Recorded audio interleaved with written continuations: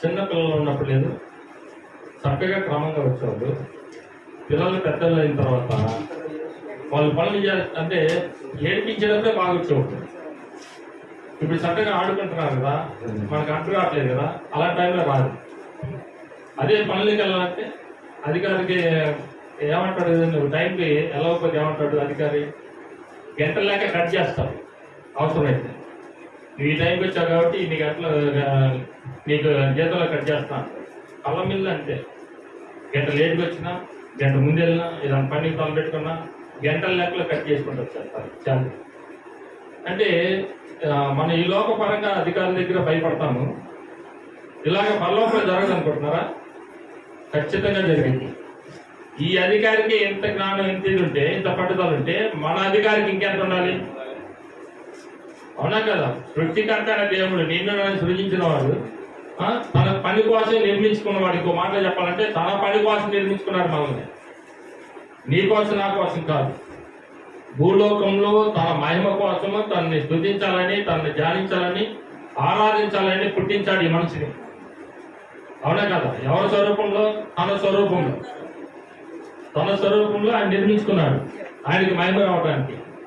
ఆ యెషయా ఆరాధ్యం అంటాడు, దేవదత్తులు పరిశుద్ధుడు పరిశుద్ధుడు పరిశుద్ధుడు అని స్తుతిస్తూనే ఉన్నాయి. అది నేర్చుకోండి, రేపొద్దున మీరు కూడా స్తుతించాలంటాడు. అది నేర్చుకోవాలంటే ఎక్కడ నేర్చుకోవాలి? ఈ మందిరంలో పరిశుద్ధ స్థలంలో నేర్చుకోవాలి. నువ్వు ఇంటికాడ నేర్చుకుంటే రాదు కదా, నువ్వు ఏదేదో పనులు చేస్తుంటే రాదు. దేవుడి పరిశుద్ధ స్థలంలో పరిశుద్ధ పాదాల దగ్గర ఉండి స్తుతిస్తే కానీ రేపు పరలోకంలో మనము దేవుడి దగ్గర స్తుతిస్తానికి అవకాశం ఉంటుంది. ఇది నేర్చుకోవడానికి ఈ మందిరాలు ఉంది, ఇది సిద్ధపాటు కొరకు ఈ మందిరాలు ఉంది. పరలోక రాజ్యానికి సిద్ధపాటు కలిగి ఉండడానికి ఈ మందిరాలు మనకి ఇచ్చాడు. ఎందుకని బోధన చేస్తాడు?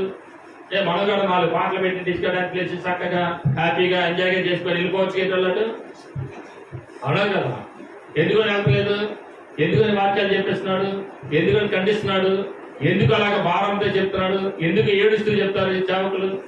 ఎందుకు దుఃఖంతో చెప్తారు సేవకులు? ఎంత భారంతో వస్తారు సేవకులు? ఎంత కాలం సిద్ధపడతారు ఈ యొక్క వాక్యాలు? ఎన్ని రోజులు సిద్ధపడి వస్తారు? ఎంత ప్రార్థన చేస్తారు? ఎందుకో తెలుసా? పరలోకంలో నువ్వు ఉండాల్సిన స్థితిని మర్చిపోకూడదని, పరలోకంలో నీ స్థితిగతులు ఏంటో తెలుసుకోమని, నువ్వు ఎలాగ ఉండాలో పరలోకంలో నేర్చుకోమని.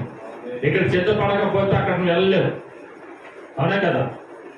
సిద్ధపాటు, ఇది సిద్ధపాటు, ఇది ఒక యాత్ర. మనం చేస్తుంది ఏంటంటే యాత్ర. ఏ దేశం వెళ్ళినా, ఏ ప్రాంతంకి వెళ్ళినా, ఏ కాశీ వెళ్ళినా, ఎక్కడికి వెళ్ళినా నువ్వు యాత్ర. అది ఏ ఢిల్లీ వెళ్ళినా, అమెరికా వెళ్ళినా యాత్ర. అది తిరిగి మళ్ళీ నీ ఇంటికి నువ్వు రావాల్సిందే. నీ ఇంటికి నువ్వు రావాల్సిందే. రావాలా వద్దా? నీ ఇంటిని విడిచిపెట్టి వెళ్తావా మళ్ళా తిరిగి? నీ ఇంటికి ఎలాగైతే వస్తావో తిరిగి మళ్ళా ఎక్కడి నుంచి వచ్చావో అక్కడికి మళ్ళీ వెళ్ళాల్సిందే. ప్రసంగులు అంటాడు 1:6 వచనంలో ఏమంటాడంటే, నువ్వు ఎలాగైతే ఎక్కడి నుంచి వచ్చావో సూర్యుడు తన అర్థం నుంచి చోటికి మళ్ళీ వెళ్ళిద్దంట. దాని తన ప్రయాణం చేసిన కాడికి మళ్ళీ వెళ్ళిద్దంట. నువ్వు మటుకు తెలుసుకోలేకపోతున్నావు అంటాడు. యెషయా 1:3 అదే చెప్తాడు. ఎదురు తన కామాన్ని నెరిగిద్దంట, గాడిద తన సొంత దొడ్డి నెరిగిద్దంట. కానీ మానవుడు రావాల్సిన చోటుని మర్చిపోతున్నారంటాడు. 90 కీర్తనలు ఏమంటాడు తెలుసా? మనుషులు మట్టికి మార్చబడుతున్నారు, నల్లారా తిరిగి రండి, తరతరంలోకి నివాస స్థలం నీవే అంటారు. అక్కడ అంటే తరతరాల కంటే మా జన్మలు లేవు, ఇక్కడ తరాలే ఉంది, జన్మలు లేవు. మా తాత తరం, మా ముత్తాత తరం, మన తరం గతించిన తర్వాత మన మనోళ్ళ తరం, కొడుకులు మనోళ్ళు, ముద్దు మనోళ్ళు, తరాలు గతించి పోతాయి. అంతేగాని మళ్ళా మా జన్మలోనే అజెండాలోనే అంటే అవాదం పెట్టారు. మళ్ళీ చచ్చిన తర్వాత వాళ్ళు పుడితేనే మళ్ళీ ఇద్దరు అవుతారు, మళ్ళీ చచ్చిన తర్వాత వాళ్ళు పుడితే మళ్ళీ ఇద్దరు అవుతారు. అంటే ఇద్దరే పరిపాలించాలి ఇంకా లోకం అంతా. అంతేగాని కుక్క జన్మ, నక్క జన్మ, పక్షి జన్మ ఇలాంటి జన్మలు లేవు. మానవుడి జన్మ వేరు, పక్షుల జన్మ వేరు, కుక్కల జన్మ వేరు. ఆ విమానాలు తయారు చేయవు, ర్యాకెట్లు తయారు చేయవు. కొరింథీయులకు రాసిన పత్రిక 15 చెప్తాడు, వాటి మాంసం వేరు, వాటి యొక్క స్థితిగతులు వేరు, వాటి జ్ఞానం వేరు, నీ జ్ఞానం వేరు. నా మనిషికి మంచి జ్ఞానం ఇచ్చానంటాడు, నా జ్ఞానం వారికి ఇచ్చానంటాడు. మనం విమానాలు తయారు చేస్తాము, ర్యాకెట్లు తయారు చేస్తాము, రేడాలు తయారు చేస్తాము, అనేకమైన తయారు చేస్తాం. అంటే ఎందుకు తయారు చేస్తామంటే దేవుని యొక్క జ్ఞానం నీకు ఉన్నది కాబట్టి, తన స్వరూపంలో చేయబడ్డా కాబట్టి. ఆమేన్, హల్లెలూయా. అందుకని దేవుడి దగ్గర ఉండాల్సిన పద్ధతిలో ఉండాలి, ఉండాల్సిన తీరులో ఉండాలి. ఆ సిద్ధపాటు లేకుండా నువ్వు కరెక్ట్ గా పరలోకం చేరలేవు. రాకడ సమీపిస్తుంది. యూట్యూబ్ లో చూడండి, మీకు అర్థమైంది. త్వరగా రానే ఉన్నాడు, టైం అయిపోయింది.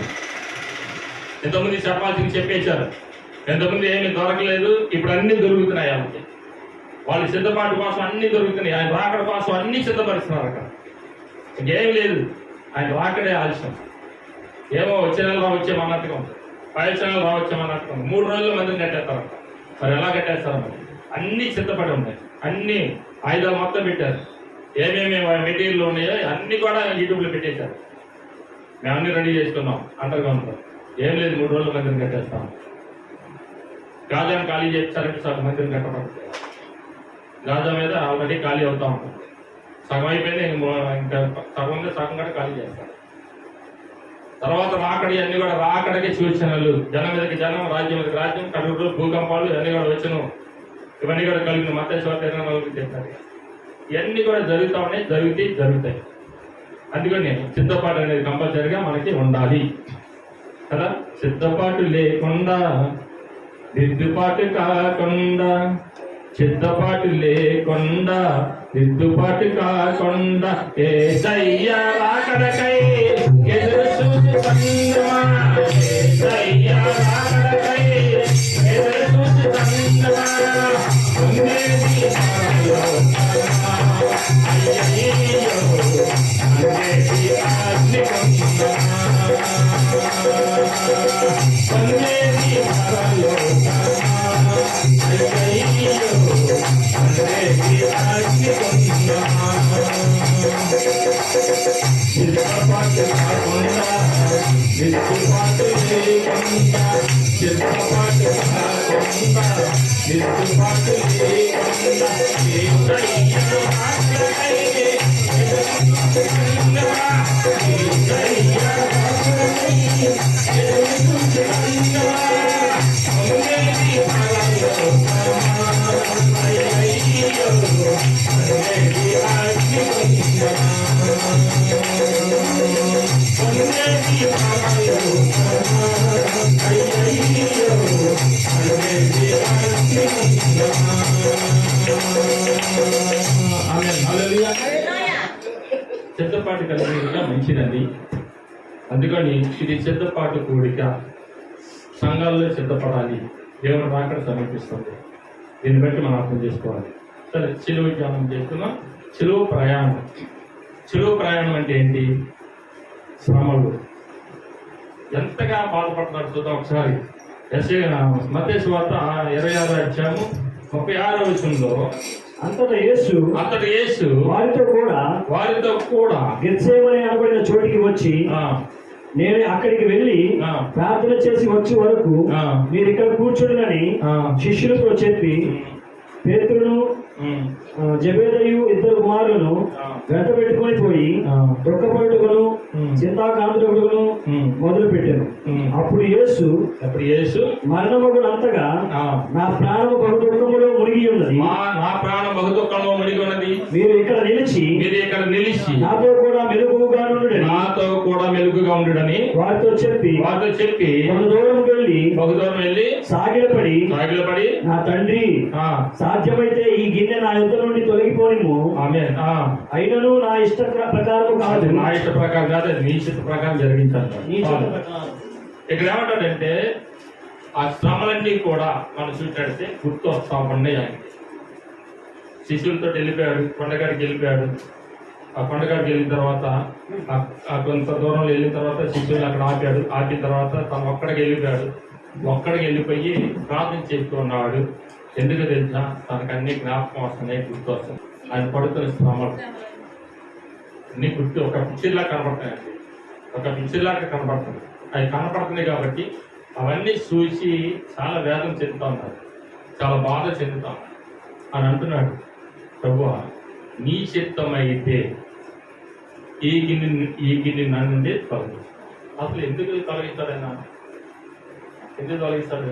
వచ్చింది ఎందుకైనా? వచ్చిందే చనిపోవటానికి, వచ్చిందే రక్తం కాల్చడానికి. ఎందుకంటే సర్వ పాపాల నిమిత్త రక్త అవశ్యం తద రక్తం పరమాత్మే పుణ్యపరిచే బలిదానం అని మన వేదాల్లో రాజు.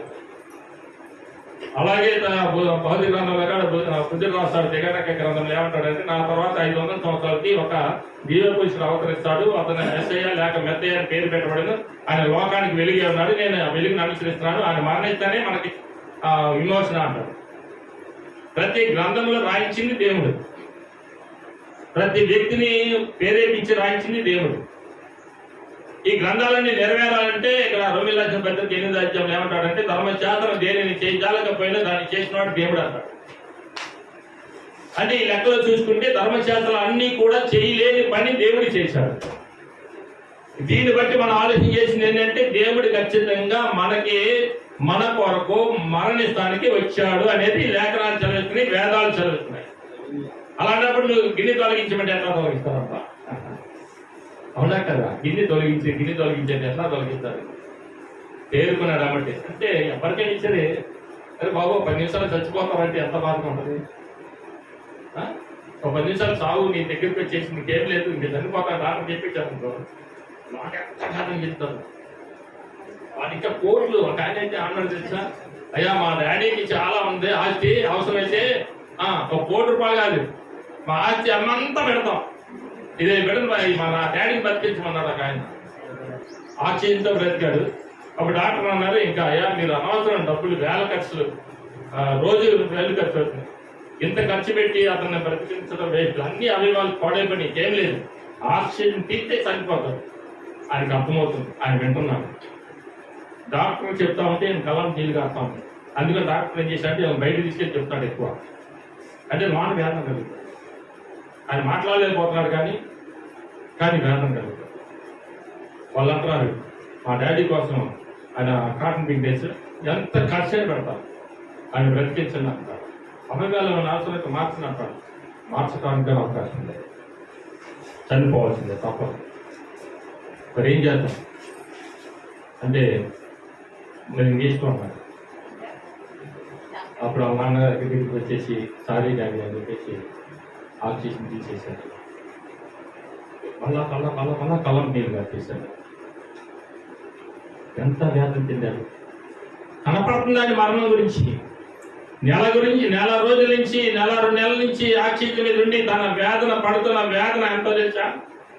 అయ్యో నేను ఈ క్షణం చచ్చిపోతాను. మరి ఆరోగ్యంగా ఉన్న యవ్వనంలో ఉన్న యేసుక్రీస్తు వారికి ఒక పిక్చర్ కనపడుతుంది. ఎట్లా పడుతుంది? ఒక పిక్చర్ కనపడుతుంది. ఏమని? ఇదిగా ఇక్కడి నుంచి పట్టుకెళ్తారు, ఈడ్చుకొని వెళ్తారు, ఇక్కడి నుంచి నిన్ను బాధ పెడతారు, గోడలతో కొడతారు, మొల్లగిరిని ధరిస్తారు, ఉమ్ము వేస్తారు, ఇలాగే అనేక రకాలుగా ఇబ్బందులు పెడతారు. అందుకని ఇవన్నీ కూడా జరగవలసి ఉన్నాయి. కాబట్టి ఇవన్నీ కూడా జరగకపోతే దేశానికి, ప్రపంచానికి రక్షణ లేదు. నీ ద్వారానే ఈ ప్రపంచానికి రక్షణ రావాలి. నీ ద్వారానే ప్రపంచంలో ఉన్న పాపాలు తొలగిపోవాలి. ఈ పాపాలన్నీ తొలగిపోవాలంటే యేసుక్రీస్తు వారు మరణించాల్సిందే. గొర్రెలు ఎత్తి, పొట్టేళ్ళు ఎత్తి, మేకపిల్లలు ఎత్తి, అలాగే దున్నపోతులు ఎత్తి కదా, వీటి రక్తం వల్ల తాత్కాలికమైన పాపాలు కొట్టివేయబడతాయేమో కానీ పూర్తిగా సంపూర్ణంగా పాపాలు కొట్టివేయబడాలంటే ఒక మానవుడు పుణ్య పురుషుడిగా, అక్కడ అంటాడు వేదాల్లో ఏమంటాడంటే, సర్వపాపాల నిమిత్తము ఒక పుణ్య పురుషుడిగా తద్రక్ష పరమాత్ముడిదే ఉండాలంట. పరమాత్ముడు అంటే నిన్ను కన్న తండ్రిదే ఉండాలి, నిన్ను సృష్టించిన సృష్టికర్తదే ఉండాలి. ఆ సృష్టికర్త పుణ్య పురుషుడిగా అవతరించాలి. ఆ పుణ్య పురుషుడు తనకి ఇష్టమై బలి అవ్వాలి. ఆమేన్, హల్లెలూయా. మేము మా దేవుడికి బలిచ్చేవాళ్ళం, పిల్ల దేవుడు అంత దేవుడిగా బలిచ్చేవాళ్ళం. మా పాపాలు మొత్తం కూడా తన నెత్తి మీద అట్లా పెడతాం, చెయ్యి పెడతాం. ఒప్పుకోవాలి. ఒప్పుకోకపోతే మేము కట్ చేయం, ఒప్పుకోకపోతే మేము కటింగ్ చేయం. ఆమేన్. ఒప్పుకోకపోతే వేయకూడదు. బైబిల్లో స్పష్టంగా ఉంది. అంటే యేసుక్రీస్తు వారు నీ నా పాపాల నిమిత్తము ఒప్పుకోవాలా.